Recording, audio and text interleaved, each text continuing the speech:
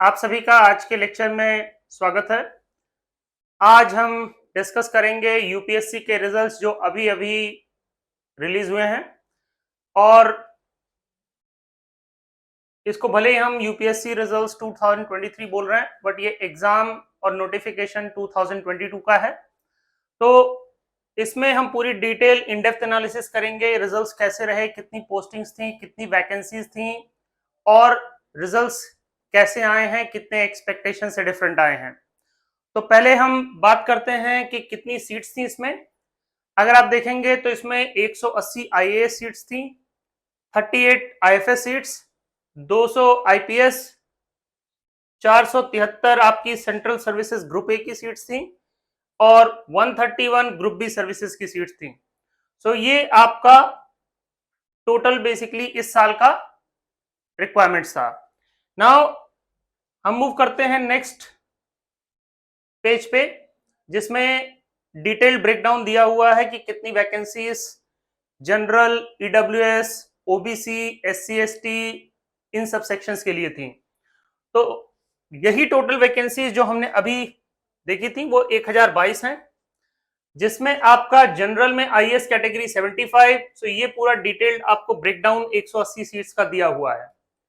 General में ये total seats आपकी 434 हैं, और इसमें भी अगर देखेंगे मेजॉरिटी ऑफ द सीट्स जो आईएएस, आईएफएस और आईपीएस जो लोगों की मेन ड्रीम होती है, ये काफी लिमिटेड हैं, और मेजॉरिटी ऑफ द सीट्स आपकी 201 और 60 जो है ग्रुप ए और ग्रुप बी सर्विसेज की हैं। यहाँ पे सेम चीज अगर देखी जाए 180, 38 और 200, यहाँ पे भी वही स्टोरी है।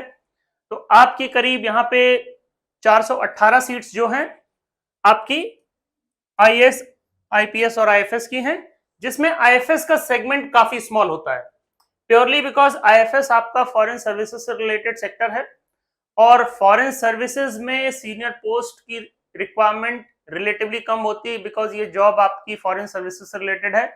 जबकि आईएएस और आईपीएस में मोस्टली आपका इंडियन स्टेट्स और डिस्ट्रिक्ट लेवल पे रिक्वायरमेंट्स होती हैं, तो यहाँ पे वैकेंसीज हमेशा हर साल ज्यादा होती हैं। ग्रुप ए और ग्रुप बी सर्विसेज के बारे में भी हम समझेंगे कि इसमें दोनों में क्या डिफरेंस है, और बाकी दोनों सर्विसेज में भी समझेंगे कि यहाँ पे लोगों की प्रेफरेंस क्या रहती है, और क्यों प्रेफर करते हैं लोग आईएएस, आईएफएस या आईपीएस को ओवर ईच अदर। तो नेक्स्ट सेक्शन पे हम मूव करते हैं। Civil services examination 2022। काफी जगह अगर आप न्यूज़पेपर के आर्टिकल्स वगैरह देखेंगे तो वहां पे इस समय हम मोस्टली पढ़ रहे हैं यूपीएससी रिजल्ट्स 2023, इसीलिए हमने अपने टॉपिक का मेन पेज का हेडलाइन भी 2023 रखा था, बट एक्चुअली एग्जामिनेशन आपका इसको 2022 बोलेंगे, क्योंकि नोटिफिकेशन और एग्जाम्स आपके 2022 में हुए हैं, इंटरव्यूज आपके इस साल हुए हैं, और रिजल्ट आपका मई में आया है, बट एक्चुअली ये 2022 बोला जाएगा। नाउ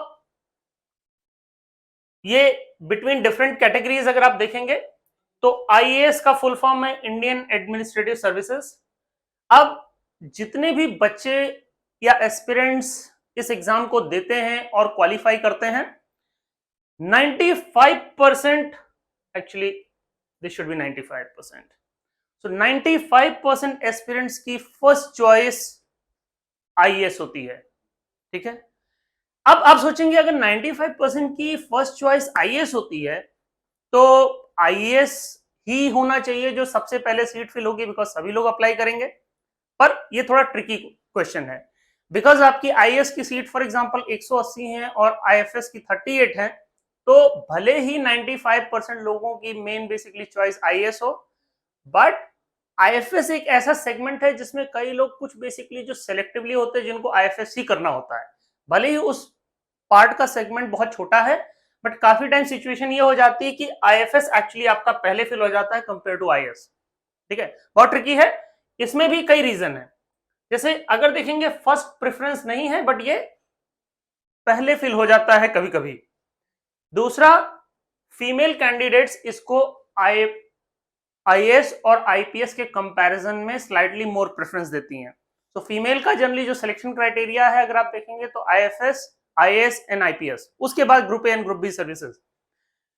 अब यहां पे एक एग्जांपल है 1970, जिसमें कपिल सिब्बल ने सिविल सर्विसेज में क्वालिफाई किया था, और क्योंकि उनकी रैंक इतनी आई नहीं कि वो एक्चुअली आईएफएस क्वालिफाई कर पाए। उस समय आईएफएस एक्चुअली 1970 के टाइम पे फर्स्ट प्रेफरेंस होता था सभी का, हर एस्पिरेंट आईएफएस करना चाहता था। तो इनकी रैंक थोड़ी सी कम थी अपने भाई के कंपैरिजन में, तो इनके भाई को आईएफएस मिला, जबकि इनको आईएएस मिला, और इन्होंने बाद में ड्रॉप कर दिया क्योंकि इनको आईएफएस में जाना था, आईएएस में नहीं जाना था। तो एक एग्जांपल है, जस्ट हमने यहाँ पे आपके समझने के लिए दिया हुआ है। पर मेजॉरिटी ये चीज बेसिकली प्राइम प्रेफरेंस 1970s वाले डिकेड के टाइम पे थी। उसके अलावा अगर रीसेंट प्रेफरेंस देखेंगे तो आप आईएएस की प्रेफरेंस अभी सबसे ज्यादा है ना। आईएएस आईपीएस आपका जनरली सेकंड चॉइस होती है कैंडिडेट्स की। अब सेकंड चॉइस भले ही होती है, बट इसमें सीट्स ज्यादा हैं, और आईएएस बेसिकली में भी सीट्स ज्यादा है, तो आईएफएस जनरली फिल हो चुका होता है यहां तक आने में। तो ये कहना कि बेसिकली ये आईएफएस से इंफीरियर है, it's not the case, but second preference mostly लोग इसी को फिल करते हैं। इसके बाद आपका बड़ा सेगमेंट आ जाता है group A group B services का। Group A group B services में हम बहुत बेसिक डिटेल में बात करेंगे, स्लाइड डिफरेंशिएशंस क्या है। सो ग्रुप ए जो है आपका यूनियन गवर्नमेंट के एडमिनिस्ट्रेशन से रिलेटेड पोस्टिंग्स हैं। नाउ यहां पे ग्रुप ए की जो पोस्टिंग अपॉइंटमेंट्स की जाती हैं वो प्रेसिडेंट ऑफ इंडिया के थ्रू की जाती हैं, और सेम चीज में ग्रुप ए ऑफिसर्स को 6 से 8 प्रमोशंस उनके थ्रू आउट करियर में मिलते हैं। तो कोई भी जो एक बेसिकली बेसिक लेवल से स्टार्ट करता है, जॉइंट सेक्रेटरी या सीनियर सेक्रेटरी लेवल तक पहुंच सकता है ग्रुप ए ऑफिसर में। जबकि ग्रुप बी ऑफिसर जो एक्चुअली सबसे लास्ट प्रेफरेंस है इस पूरे यूपीएससी में, यहां पे इसका अपॉइंटमेंट जो होता है एक अथॉरिटी द्वारा होता है, जो कि प्रेसिडेंट ऑफ इंडिया के ऑर्डर से बेसिकली स्पेसिफाइड होती है। अब यही group B officers actually 3 promotion उनके एंटायर करियर में मिलता है। तो यहाँ पे जो प्रमोशन क्राइटेरिया है वो आपका हर 10 साल में एक प्रमोशन होना होता है। तो जनरली अगर किसी ने 25 से 30 साल की एज में किया तो उसको बेसिकली मैक्सिमम 3 प्रमोशंस मिल सकते हैं।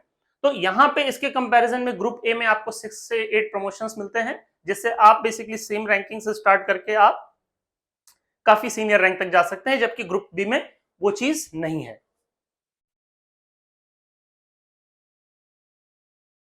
अब हम बात करेंगे यूपीएससी के इस साल के रिजल्ट्स के बारे में।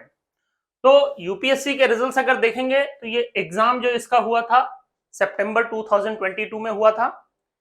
इसके इंटरव्यूज आपके जनवरी से मई के 2023 के बीच में कंडक्ट किए गए हैं, और रिजल्ट आपका 23 मई 2023 को डिक्लेयर हुआ है। अब ये हो गई बेसिकली आपकी डेट्स हो गई, टाइमलाइन हो गई।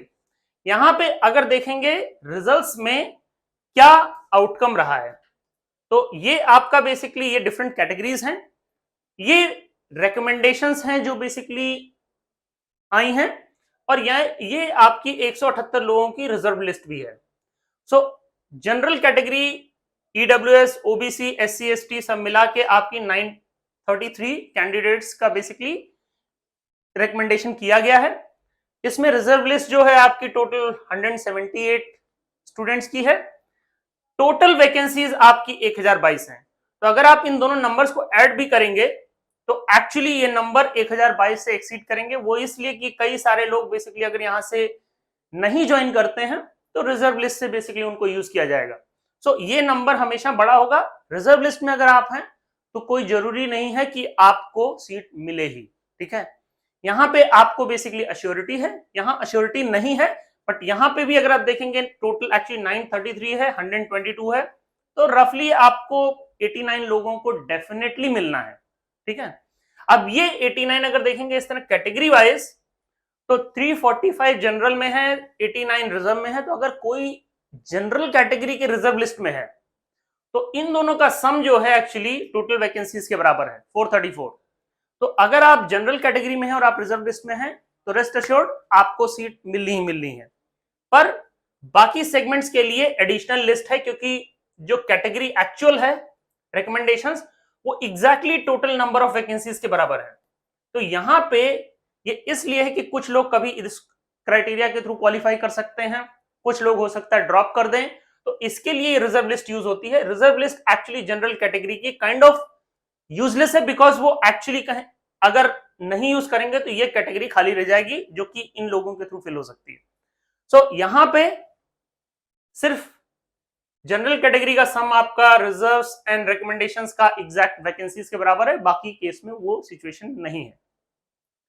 इस साल के रिजल्ट्स में टॉपर रही हैं इशिता किशोर, ये बिहार की रहने वाली हैं। इन्होंने रैंक 1 रही हैं इस साल, और अगर आप देखेंगे 2022 का यूपीएससी है जिसमें इन्होंने टॉप किया है, 2020 में भी बिहार के ही स्टूडेंट ने टॉप किया था। तो बिहार इस मामले में अगर देखेंगे तो आपका एकमात्र ऐसा स्टेट है जो हमेशा आईएएस टॉपर्स बेसिकली वहां से प्रोड्यूस करता है, ठीक है। तो बिहार भले ही इकोनॉमिकली और कई चीजों में दूसरे स्टेट से पीछे हो, पर जहां पे गवर्नमेंट जॉब सेक्शंस की बात आती है, एक बहुत बड़ा सेगमेंट, एक बहुत बड़ा तबका है जो एक्चुअली गवर्नमेंट जॉब्स के लिए एस्पिरेंट होता है।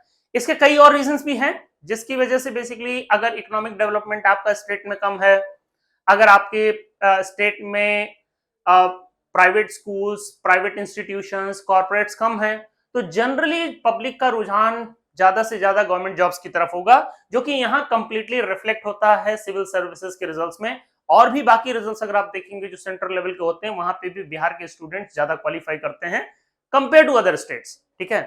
तो ये एक रीजन है जिसकी वजह से बिहार के स्टूडेंट्स ज्यादा क्वालिफाई करते हैं और जनरली टॉपर्स में भी निकल के आते हैं, क्योंकि जब ज्यादा प्रिपरेशन करेंगे, आपकी इच्छा ज्यादा होगी उस चीज को अचीव करने की, तो आप डेफिनेटली टॉपर्स में भी होंगे, ठीक है।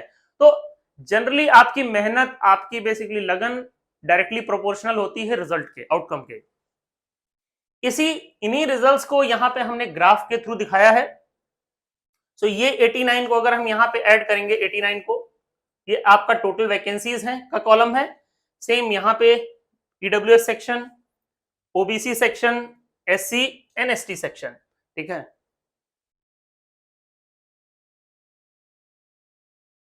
अब एक हम लास्ट में एक बहुत बेसिक टॉपिक कवर करेंगे, जो कि हिस्टोरिकली आपको ये बताता है कि यूपीएससी की वैकेंसीज की हिस्ट्री क्या रही है। तो बहुत इंटरेस्टिंग चीज है, अगर आप देखेंगे ये यूपीएससी की टोटल वैकेंसीज हमने निकाली है 2010 से। अगर आप देखेंगे 2010 से लेकर 2014 के बीच में यूपीएससी की वैकेंसीज इंक्रीज करी हैं 920 से लेकर 1364 तक। यहां के बाद आपका यहां पे बीजेपी गवर्नमेंट आई है, मोदी गवर्नमेंट, और यहां से आप देखेंगे एक्चुअली ये डाउनवर्ड ट्रेजेक्टरी में रहा है। कई जगह बेसिकली रैशनल ये भी हो सकता है कि आपका कोविड और बाकी इश्यूज भी हो सकते हैं, जिसकी वजह से एग्जाम्स कंडक्ट करने में और चीजों को करने में बेसिकली प्रॉब्लम्स क्रिएट हुई हैं, पर ये एक ट्रेंड रहा है जो आप देख सकते हैं। बट सडनली ये ट्रेंड जो है यहां पे रिवर्स होना स्टार्ट हो गया है। अब इसका रीजन ये भी हो सकता है कि इलेक्शंस पास आ रहे हैं, या इसका रीजन ये भी हो सकता है कि कोविड का बैकलॉग है जिसको गवर्नमेंट फुल करने की कोशिश कर रही है। इन सभी चीजों में एक चीज बहुत इंटरेस्टिंग है जिसको हमने यहां दिखाया है। ये ब्लू लाइन जो है आपकी, ये आईएएस की वैकेंसीज हैं। अब आप देखेंगे 2014 से लेकर 2023 तक के बीच में आईएएस की जितनी वैकेंसीज हैं ये एग्जैक्टली 180 रही हैं, तो यहां पे कोई चेंज नहीं है। सिमिलरली ये डेटा हमने एनालाइज किया है आईएफएस और आईपीएस के लिए भी, वहां पे भी इस पूरे पीरियड में जो चेंजेस हैं बहुत ही माइनर हैं। तो चेंजेस आए कहां से, बहुत बड़ा क्वेश्चन है, पर इसका आंसर उतना ही सिंपल है अगर आपने प्रीवियस स्लाइड्स में इसको समझने की कोशिश की होगी। क्योंकि पूरी टोटल वैकेंसीज आपकी आईएएस, आईएफएस, आईपीएस से ही नहीं बनती हैं, ग्रुप ए और ग्रुप बी का बेसिकली सेंट्रल सर्विसेज का बहुत बड़ा योगदान है उसमें। वही रोल्स हैं जो बेसिकली यहां पे अपवर्ड या डाउनवर्ड ट्रेजेक्टरी को दिखा रहे हैं। बाकी आईएएस, आईपीएस एंड आईएफएस का एक्चुअली अगर देखेंगे टोटल मूवमेंट तो जनरली फ्लैटिश रहा है over a period of last 15-20 years, ठीक है।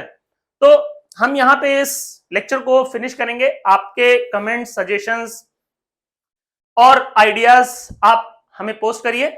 हम अपने अगले लेक्चर्स में उन चीजों को कवर करेंगे और उस तरह के टॉपिक्स को कवर करेंगे। Now keep like and subscribe our channel. अगर आप इस तरह के और भी इंटरेस्टिंग वीडियोस देखना चाहते हैं या करंट अफेयर्स से जुड़े रहना चाहते हैं, आप सभी का धन्यवाद।